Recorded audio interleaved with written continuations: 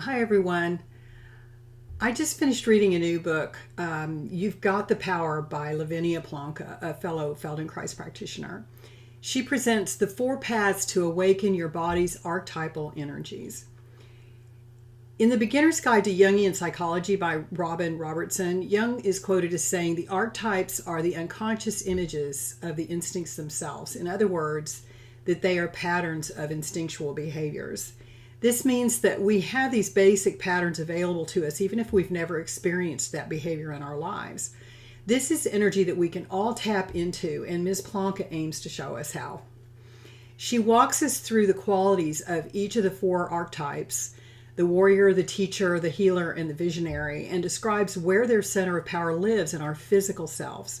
She also talks about the kryptonite and superpower of each archetype. The qualities of the warrior are power, attention, and honor. Warriors don't necessarily wield weapons on a battlefield. They rise up to battle corruption, oppression, and greed at every level of our human experience. And the center of the warrior's presence is the pelvis. This is about stepping up, showing up, and standing your ground. The pelvis is the center of our primal emotions like terror, lust, and ecstasy, and our primal instincts of self-protection like fight, flight, and freeze. Many cultures have disowned these lower order functions and thus inhibited the movement of the pelvis, but the pelvis is the center of both our mobility and stability. It holds our freedom of expression that is essential to our life-affirming energies. The qualities of the teacher are wisdom, responsiveness, skill, and communication. Ms. Plonka writes, when we are called to teach, we're immediately called to learn. The teacher's center of presence is the chest, which contains and protects the heart and lungs, as well as the solar plexus.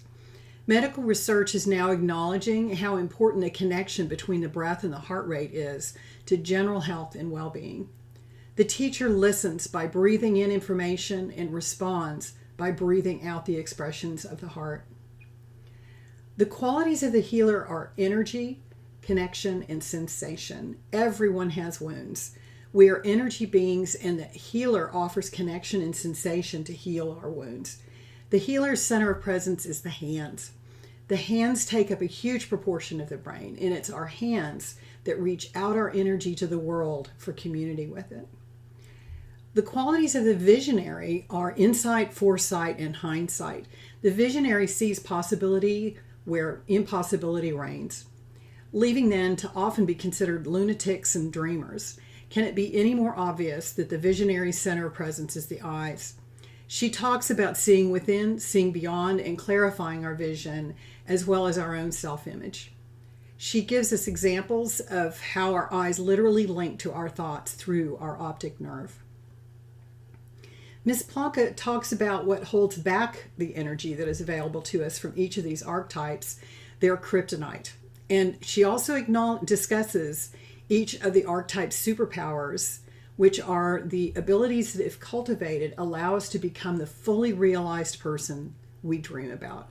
She shows us how to open up and empower these instinctual abilities by embodying them within ourselves. The approach that Ms. Plonka takes by diving into the somatic presence of the archetypes sets this book apart. It is not often that a book will describe a concept intellectually but also somatically.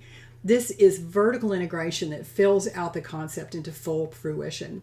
Ms. Plonka shares her own experiences of connecting with her archetypal energies, which I think personalizes the subject and invites the reader to be open and honest in their own introspection. I especially love the roadmap at the back of the book that illustrates how to use the ideas in the book to map out a strategy for transformation. But I truly loved the QR codes that allowed the reader to experience the audio somatic lessons from the author herself. She personally invites us to find the nuances within ourselves rather than dryly parsing out some written instructions. This book truly offers a new approach for the seeker that is easily understandable and digestible. It's a book that you'll want to read again and again. I've already read it twice.